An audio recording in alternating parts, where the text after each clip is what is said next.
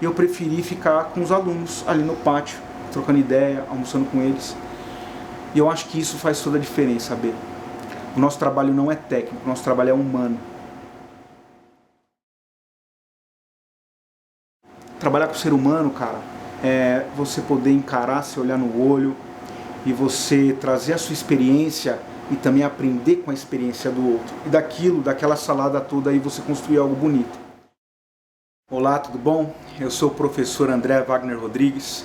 Eu nasci na periferia de Osasco em 1980 e de família de origem humilde. Minha mãe dona de casa, meu pai motorista. A gente teve uma vida, né? Eu tinha mais 2 irmãos. A gente tinha uma vida assim de classe média baixa, né? Com os dilemas, com as dificuldades de toda a família que vive na periferia. Era aquele menino bagunceiro, gostava de brincar na rua, de jogar bola, soltar pipa, né? Com uma criança bem feliz da periferia. Mas sempre fui ligado também à escola. Né, meus pais, mesmo assim de origem, né, minha mãe estudou até a 4ª série, meu pai estudou até o final do ensino médio. Mesmo assim, meu pai e minha mãe, eles queriam muito que a gente tivesse uma vida bem diferente. Então investiu nisso, não no sentido de investir financeiramente, mas dava aquele apoio, aquele incentivo para a gente estudar, tanto eu como meus irmãos. A gente estudou sempre em escola pública.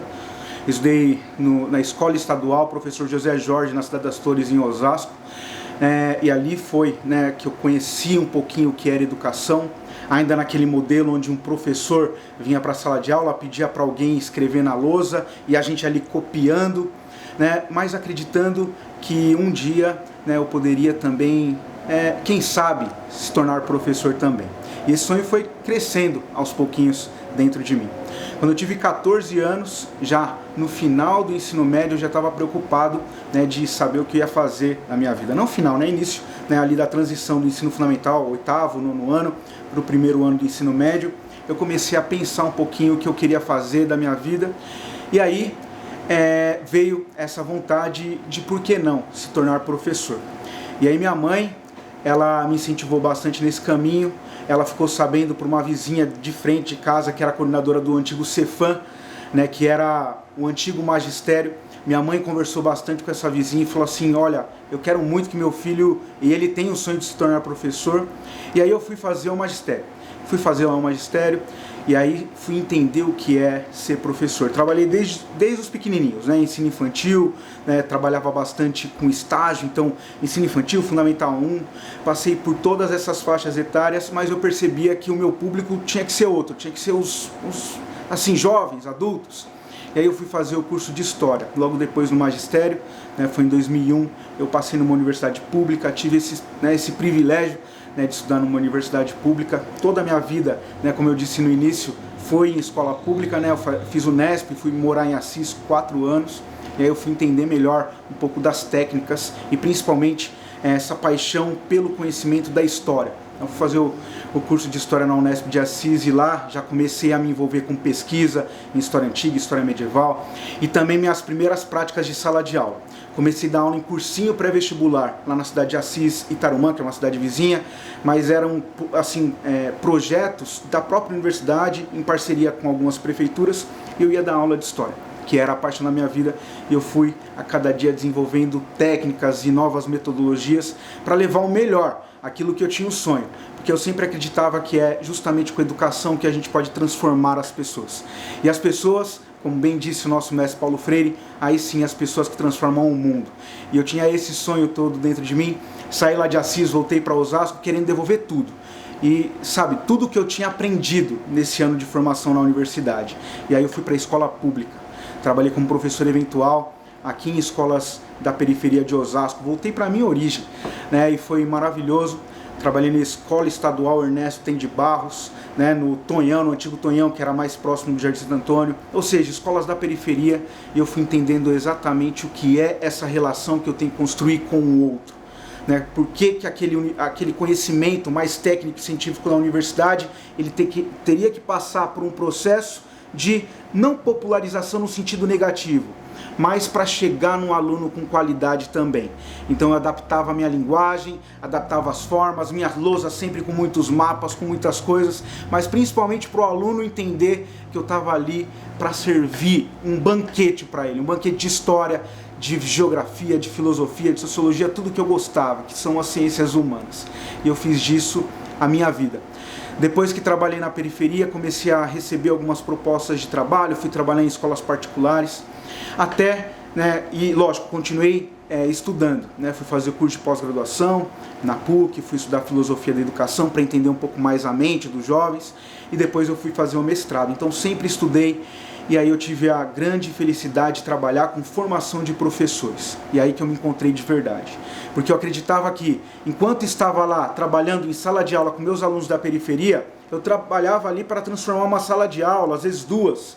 E quando eu formava um bom professor com as mesmas ideias, esse trabalho era de multiplicação. Se eu formo bons professores, bons profissionais de educação, eles podem levar tudo isso, todo esse sonho, toda essa energia, toda essa vontade de transformar pessoas, e aí sim eu consigo realizar um sonho maior, que é justamente contribuir para a formação de uma sociedade mais justa, mais igualitária, humana, e é justamente essa a minha vida. Ficou bom aí, gente? Perfeito. Falei para a câmera, fui gesticulando. Não, tá bom. Eu tenho duas grandes referências na educação. A primeira é o grande mestre Paulo Freire. Conheci a sua obra já no final do magistério. Conheci um livro chamado Pedagogia da Autonomia em 1994, na época do lançamento, e Paulo Freire ele faleceu em 1997. Esse livro foi um divisor de águas na minha vida. Por quê? Todo o conhecimento que eu tinha aprendido no curso de História na universidade, talvez não teria serventia, teria valia nenhum, não teria profundidade se eu não conhecesse Paulo Freire. E por quê? Porque é justamente o pensamento freiriano que mostra para mim que, enquanto profissional da educação, eu tenho que respeitar os saberes dos educandos, aqueles que fazem parte da sala de aula. Eu comecei a perceber que eu não sou o detentor do saber. Que se eu fazer uma pergunta em sala de aula, os alunos vão vir com toda a sua curiosidade, defendendo seus pontos de vista, e eu acho que essa é a beleza do ato educativo. É o diálogo, é olhar no olho, é de mostrar que eu estou ali não só com conhecimento técnico da história, mas eu estou ali para discutir com o estudante as questões do seu tempo, os dilemas, os problemas que ele enfrenta no dia a dia. Com o serviço público, talvez, com o córrego perto da sua casa, esses problemas mais cotidianos. Foi Paulo Freire que mudou essa chave na minha consciência. O conhecimento da história, lógico que ele é útil, ele é muito importante, mas ele também tem que ter utilidade. Quando eu penso nessa utilidade, eu penso nesse filtro que o pensamento freiriano me trouxe para que eu possa levar esse conhecimento com maior qualidade para os estudantes. E a segunda grande referência é um outro mestre, esse vivo ainda, que eu conheci na época do mestrado, chamado Edgar Morin. E o Edgar Morin, ele faz justamente uma união entre os saberes. Edgar Morin, ele estudou todas as áreas que você possa imaginar. Robótica, cibernética, comunicação. E ele criou, depois de todo esse estudo, uma teoria que ele chamava, que ele, na verdade, assim, ficou mais conhecida como a teoria da complexidade. E complexidade não tem a ver com complicado, muito pelo contrário. Complexidade significa, é uma palavra latina, vem de complexo, significa aquilo que é tecido em conjunto. E olha que brilhante pensar isso para a educação. Geralmente lá na escola a gente tem as matérias diferentes e divididas: matemática, geografia, língua portuguesa, história. E o aluno, quando ele vai ter contato com esse conhecimento, ele fica um pouco perdido, desorientado. O Edgar Morin me ensinou que eu tenho que estar pronto para fazer uma ligação de saberes. Unir saberes sim da história, que é meu campo de formação, mas buscar um pouco na psicologia, na sociologia, na economia, e produzir um tipo de aula mais integrada com outros saberes, integrada com outros professores. Faz com que o aluno ele veja um pouco mais de sentido em relação a todas aquelas disciplinas que são fragmentadas no currículo. É justamente isso, essas duas grandes referências. Paulo Freire, que mostra para mim que eu tenho que valorizar o saber do estudante. E Edgar Morin, que mostra para mim que o conhecimento ele é um tecido de informações que faz mais sentido quando a gente trabalha conjuntamente Isso mudou a minha prática de sala de aula e vem transformando os meus estudantes, vem transformando os professores que eu formo, vem mostrando para mim que esse é o caminho para a educação que a gente quer construir para o século XXI. Por que a gente às vezes dá muito mais valor para um jogador de futebol do que para um profissional de educação hoje? Já parou para pensar nisso? Por que a gente valoriza mais um youtuber do que um cientista? Por que a gente dá mais valor para uma celebridade que está lá no Big Brother, eu vou colocar entre aspas, e a gente não valoriza tanto o artista popular do nosso bairro? Como que a gente valoriza alguém e desvaloriza outro? Isso tem a ver com o nosso senso estético. E estética não tem a ver somente com aparência física. E eu estou muito longe de um padrão de beleza aceitável. A minha beleza vem de outros valores, talvez, de outras coisas. Mas o que eu quero dizer é o seguinte: valorizar significa a gente selecionar, a gente ajuizar. Nesse mesmo momento que você está assistindo esse vídeo, você deve estar captando outras informações. Por exemplo, esse professor, ele é gordo, ele é feio, ele tem 2 pintas no rosto. Isso tem a ver com o padrão estético, a sensação estética, isso que é um campo de estudo da própria filosofia. Significa tudo aquilo que a gente acha justo, injusto, belo, não belo, bom, mal. Tudo isso que está dentro do ser humano. E por isso que é tão difícil a gente responder isso. Por que a gente valoriza um jogador de futebol e não valoriza tanto um profissional de educação? Isso tem a ver com o senso estético. E isso é uma construção que vem de uma estrutura governamental, de visões de mundo de pessoas que estão nos centros de poder, controlando a mídia, controlando o governo, controlando as instituições, controlando onde você trabalha, a igreja que você frequenta. E essa visão de mundo, lógico, defende um padrão estético que faz com que você tenha esse conjunto de valores, de percepções sobre a realidade que você vive. E você não é culpado, às vezes, por exaltar um músico que você gosta, do samba que você gosta, e desvalorizar tanto aquilo que você nem chama de músico porque você acha que nem é cultura. Por exemplo, um funkeiro, por exemplo. A gente tem padrões estéticos diferentes e, lógico, quem coloca isso é justamente quem controla os meios de comunicação. Vamos pensar um pouco. Qual será a visão de mundo das famílias que controlam a TV aberta do Brasil? Se a gente for pensar a família Marinho da Rede Globo, a família Saad da Rede Bandeirantes, se a gente for pensar na família Macedo da Record, a gente está falando de famílias que têm uma visão de mundo.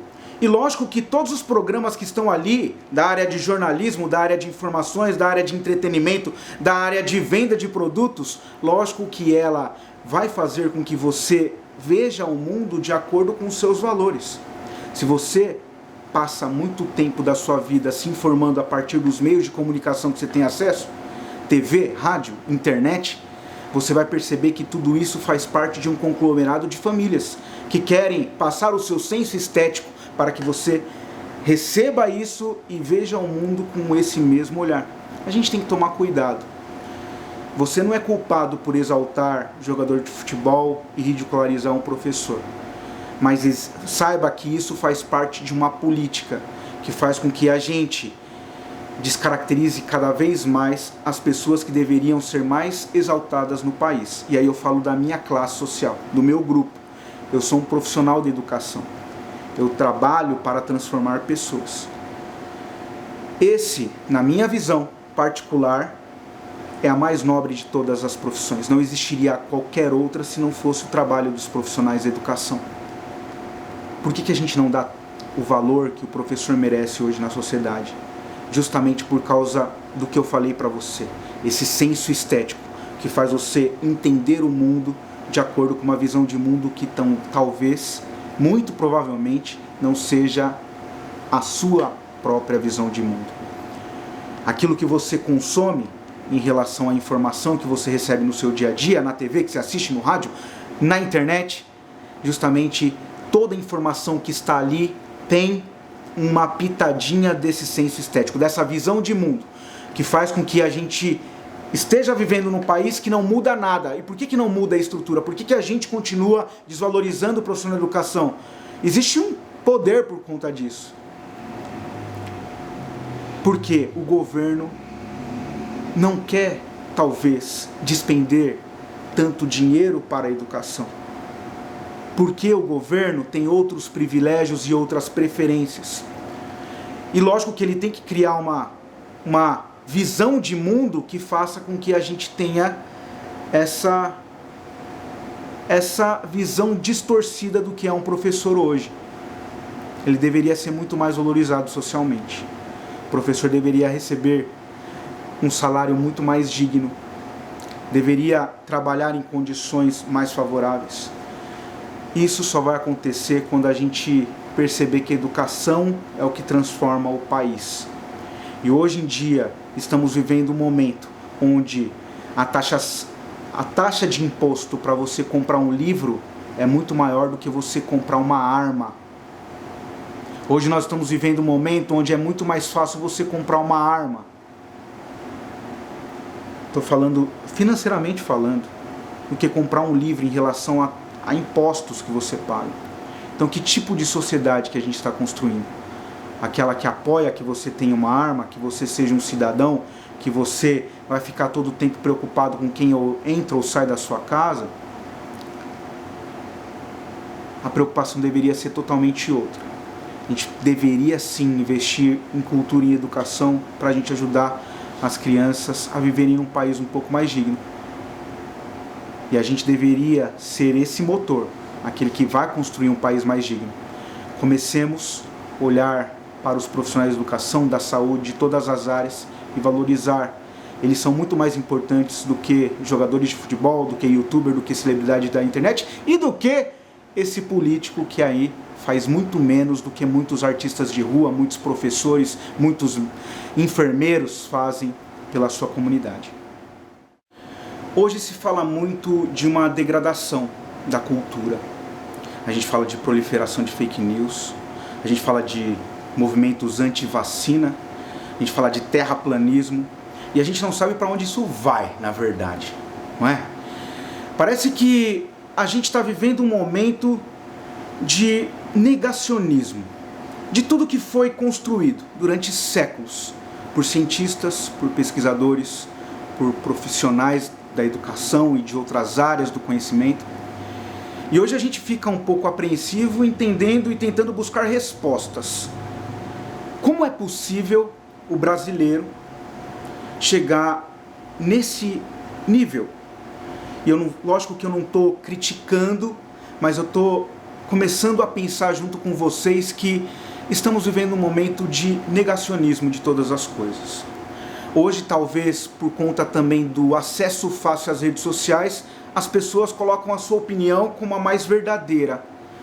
E parece que a opinião ela ganhou um campo tão importante que muita gente está indo para o campo da opinião e esquecendo da ciência. As pessoas não querem mais buscar entender se aquela informação que ela colhe no WhatsApp, nas redes sociais, ela tem um valor crível, confiável, fidedigno. As pessoas deixaram de pesquisar acreditando que a verdade está ali. Estamos num momento mesmo de dificuldade de entender o cenário, a cultura, a economia, a sociedade, a política. Parece que hoje a gente vive um momento de negação. E é triste isso, porque hoje muitos símbolos que foram tradicionalmente estudados na universidade, grandes líderes do passado, eles acabam sendo reduzidos a algumas falas de youtubers que ganham as massas, de governadores que por conta da forma e também do acesso à comunicação, da proliferação do que ele diz, ganha os telejornais, a mídia, o WhatsApp, e as pessoas acabam aceitando tudo aquilo como verdade absoluta. E é importante a gente pensar nessa expressão. Será que existe verdade ou a verdade é construída para apoiar determinadas pessoas, como aconteceu, por exemplo, na eleição do próprio presidente do país. Eu não vou falar o nome dele.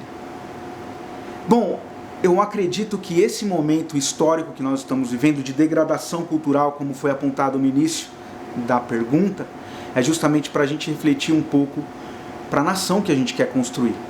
Uma nação alicerçada em fake news, em negacionismo, em revisionismo histórico. Não sei se você já ouviu falar de revisionismo histórico, mas é um grupo de intelectuais, eu vou colocar entre aspas, mas do jornalismo, de outras mídias, que querem derrubar pessoas que contribuíram bastante com o Brasil, como Paulo Freire, que eu tanto disse aqui anteriormente. Como negar a importância de Paulo Freire para a educação? Ou ridicularizar o seu método, ou ridicularizar a sua biografia? Paulo Freire, ele é a maior referência estudada nas principais universidades do mundo, o terceiro maior pesquisador, né? Então seus livros, as suas teorias, é a terceira mais estudada em todas as universidades. Mas hoje a gente chegou num ponto onde as pessoas estão negando até o pensamento freiriano, né? E até fazendo com que projetos como Escola Sem Partido ganhem força. A internet produz isso, o WhatsApp produz isso. Gente, o que é o movimento Escola Sem Partido? É justamente tirar a pluralidade de ideias e reduzir o tamanho de pessoas tão influentes e importantes como foi Paulo Freire. Negar que Paulo Freire é o patrono da educação brasileira, como esse projeto quer defender, faz com que a gente perceba que há sim pessoas muito interessadas em cada vez mais fazer com que as pessoas idolatrem figuras públicas e esqueçam quem realmente contribuiu para a história do país. Quando a gente pensa em conhecimento, em saber, logo vem duas estruturas, né? Uma de que a gente popularmente conhece como senso comum, é aquilo que está nos bares, nas ruas, que as pessoas comumente utilizam para se comunicar, e existe um conhecimento técnico-científico que é produzido nas universidades. E lógico que a gente tende a tentar comparar os dois, mas lógico que cada um tem a sua importância e o seu valor. E não há saber mais importante que o outro. Eles são complementares, na minha visão, na minha forma de enxergar. A pessoa que tem esse privilégio de ingressar numa universidade, estudar a ciência, ela começa a perceber esses pontos de conexão. Sempre há. A universidade, ela se comunica a todo tempo com a sociedade, com a economia, com a política, com a cultura, com o nosso tempo. Lógico que, e é por isso que é tão importante a gente ter essa oportunidade de ir para a universidade, justamente para a gente conseguir entender esses pontos de conexão, ao ponto de quando a gente termina o processo de formação, a gente possa voltar para a periferia, como é o trabalho que eu sempre quis fazer, transformar a educação e transformar as pessoas por intermédio das minhas aulas, é justamente entender essa conexão da ciência com o senso comum. Ou seja, minha aula de história, ela ganha outro sentido quando eu falo, por exemplo, de democracia. Não a democracia ateniense, mas eu falo, por exemplo, do problema que aconteceu depois da aula de educação física, que um dos estudantes não quis que nenhum praticasse o futebol porque ele segurou a bola na mão. Isso acontece a todo tempo. Como transformar essa atividade que aconteceu na educação física, o menino que levou a bola porque a bola era dele e não deixou ninguém brincar, né? Como que a gente transforma uma aula com esse assunto? Isso sim ganha sentido. Então, são elementos do cotidiano que eles ganham outro sentido quando a gente leva para o campo científico. Uma aula ela ganha um sentido totalmente diferente quando o professor chega em sala de aula sabendo o que acontece lá na aula de educação física e começa a perguntar para as pessoas que participaram daquilo, por que ele fez isso? De tentar buscar elementos nas conversas, nos protagonistas, de quem participou daquele evento, e aí sim o estudante ele vai ter um pouco mais de vontade de entender o que é democracia, o que é solidariedade, o que é participação coletiva, né? Isso rende muitas aulas, boas aulas de história, justamente. E é justamente que a gente consegue estabelecer esse ponto de comunicação, né, do conhecimento técnico-científico da história, por exemplo, com conhecimento popular de senso comum. E é importante que o professor ele tenha esse olhar, né, tanto para a sua formação quanto para a realidade dos seus estudantes. Na minha trajetória ainda curta na educação, tem algumas coisas que eu tenho muito orgulho. E uma delas foi o trabalho que eu realizei na EMF Carolina Renó Ribeiro de Oliveira, uma escola no Jardim Sul da cidade de São Paulo, Jardim Santa Margarida. E lá eu trabalhava com estudantes de 8º e 9º ano. Nessa escola a gente desenvolveu um projeto chamado Relatos da Juventude. E nesse projeto eu era professor de história, mas eu entrava na sala de aula e via que eles não estavam tão com interesse de conhecer Grécia e Roma. E aí eu comecei a perceber que eu tinha que trabalhar as questões do cotidiano desses jovens. E esse projeto eu trazia perguntas para eles. O que você gosta de fazer depois da escola? Quais seus planos e projetos para o futuro? O que você acha do funk, das músicas que você ouve? E tudo isso foi registrado em vídeos, em textos digitais, no blog que a gente criou para a escola. E a gente acabou ganhando alguns prêmios.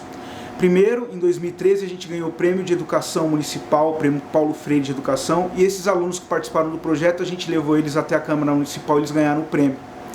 Mas o mais significativo foi em 2014, quando a gente ganhou o Prêmio de Educação e Direitos Humanos, da Secretaria de Direitos Humanos da cidade de São Paulo. O próprio prefeito na época, o Fernando Haddad, premiou a escola com prêmio em dinheiro e esses alunos foram lá. Imagina você retirar esses estudantes que nunca tinham ido para a prefeitura, né, para o Salão Nobre receber um prêmio, ou para o Parque do Ibirapuera receber um prêmio também. Esses alunos da periferia é justamente os lugares que eles precisam estar enquanto ser humano. Esse projeto transformou a vida deles, como transformou a minha também, e todo o resultado desse projeto, das conversas que a gente tinha, e a gente falou sobre vários temas. Esses temas começaram bem simples, mas eles foram ganhando, né, um destaque muito maior no decorrer do projeto. E aí eu fui percebendo o quanto eles tinham conhecimento. Tinha um aluno que estava no final do projeto falando sobre carga tributária no Brasil. Outros estavam discutindo questões de gênero. Outros estavam falando sobre a posição do homem na sociedade machista que a gente vive. Ou seja, essas crianças elas foram transformadas certamente. A sementinha ela foi bem plantada. Hoje eles estão terminando as suas faculdades, os cursos que escolheram para seguir no futuro. Tenho muito orgulho disso. Todas essas conversas que a gente desenvolveu lá no projeto Relatos da Juventude fez com que eu tivesse coragem em 2017 de sentar e escrever o meu 5º livro para conversar com os jovens, em especial da periferia. E ali a gente discute todos esses temas que eu falei para você no projeto Relatos da Juventude, mas na voz de uma menina chamada Sofia, de 14 anos, que adora perguntar e descobrir o mundo. E ela vai perguntando e vai descobrindo sobre a paixão na adolescência, sobre o bullying, sobre a meritocracia e a desigualdade social, sobre a questão da morte, como lidar com ela, assuntos que são do cotidiano do jovem, que eu já discutia com esses meninos lá do Jardim Santa Margarida. O resultado é esse livro aqui que eu tenho muito orgulho, meu 5º livro, Sofia, a menina que gosta de filosofar. Essa edição aqui é de 2017, pela editora Uirapuru, e a gente está muito feliz porque chegamos em 2019 na 2ª edição. É esse livro aqui. Esse livro é um pouco da síntese de tudo aquilo que eu acredito em educação. Eu tenho a felicidade de saber que muitos jovens já estão sendo transformados com a leitura desse livro, que muitas escolas estão adotando hoje. Então, são essas grandes marcas que eu consigo até agora, né, e o resultado de todo esse plantio, de todas essas sementinhas, eu já estou colhendo um pouco dos frutos dessa transformação social que eu buscava desde quando, aos 14 anos, descobri que eu queria ser professor. Quando a gente pensa nas questões que envolvem o ser humano, e se a gente olhar na história da humanidade, a gente pensa o ser humano, por exemplo, na Idade Média. O pensamento do homem medieval era ligado a uma noção de que, além daquela vida de sofrimento, talvez um camponês que está ali no seu trabalho diário, é justamente ter a recompensa eterna. A gente tem toda uma estrutura onde a igreja ela modela os comportamentos, ela modela os juízos, as inferências, as formas de comunicação. A igreja tinha um monopólio de toda a cultura, de toda a educação da época. Isso faz com que o ser humano ele tenha medo. E isso faz com que o ser humano ele tenha que viver na dependência de outras pessoas. O homem medieval ele é um ser coletivo. Ele vivia no feudo. As pessoas se ajudando. Quando a gente tem o início da era moderna, a gente vê uma classe social, a burguesia, que era uma classe de comerciantes. E isso muda radicalmente a forma de estabelecimento de comunicações, as relações humanas, porque o homem burguês ele vai se preocupar não agora com o homem coletivo do feudo, ele vai se preocupar com a sua família. O homem burguês ele mostra pra gente essa transformação que a ascensão social traz, e trouxe também o famoso egoísmo, o hedonismo. O hedonismo é a busca das paixões humanas. A gente está vivendo um outro tipo de pensamento. Não é só o teocêntrico da igreja, mas agora o antropocêntrico. O homem é a medida de todas as coisas. Lembra aí do homem vitruviano de Leonardo da Vinci. O homem ele é o ser capaz de fazer todas as coisas. E isso faz com que ele tenha também um desejo por si próprio, ou seja, uma necessidade de mostrar que ele é melhor do que outras pessoas. E esse homem burguês da passagem da Idade Média para a Idade Moderna, ele só foi sofisticando com o passar do tempo, com as transformações que o próprio capitalismo trouxe. E hoje, na era industrial e tecnológica que nós vivemos do século XXI, a gente tem isso num nível ainda maior. Hoje programas, como foi bem dito aqui na pergunta, como Big Brother, mostra pra gente que para que eu vença, para que eu conquiste o prêmio, eu tenho que eliminar pessoas. E isso acontece em todas as áreas, em todos os cenários. Para que eu tenha um cargo melhor na minha empresa, eu vou ter que puxar o tapete daquela moça que hoje está fazendo aquele papel que eu quero fazer. Na escola, o professor efetivo, ele vai começar a olhar com preocupação para os professores eventuais. E vai haver ali uma rivalidade. O próprio sistema capitalista faz com que a gente seja rival das pessoas. Justamente para a gente buscar o nosso lugar ao sol. Então nós estamos vivendo hoje o nível máximo do egoísmo. Nós estamos fechando cada vez mais em nós mesmos. E isso faz com que a gente tenha um grande problema. Estamos vivendo numa pandemia. Seria momento hoje da gente entender e se colocar no lugar do outro, daquele que está na periferia, daquele que está nos rincões do nosso país, aquele que não tem talvez uma máscara para usar, não tem um hospital perto da sua casa, mas só que a gente está fazendo ao contrário. A gente está se preocupando somente com a nossa felicidade individual. Isso é muito triste no momento atual, que seria um momento justamente de organização coletiva, de cooperação, de ajuda mútua. Mas esse momento que vivemos, desse capitalismo da era industrial e tecnológica, faz com que a gente seja uma pessoa figurativa. Exatamente essa pessoa que eu estou mostrando para vocês, diante de um cenário montado com uma estrutura audiovisual, para que eu traga um tipo de informação. Ou seja, estamos no momento dessa fragmentação do que é o ser humano. Talvez hoje nós nem sejamos mais tão humanos assim. Nós somos seres totalmente fragmentados.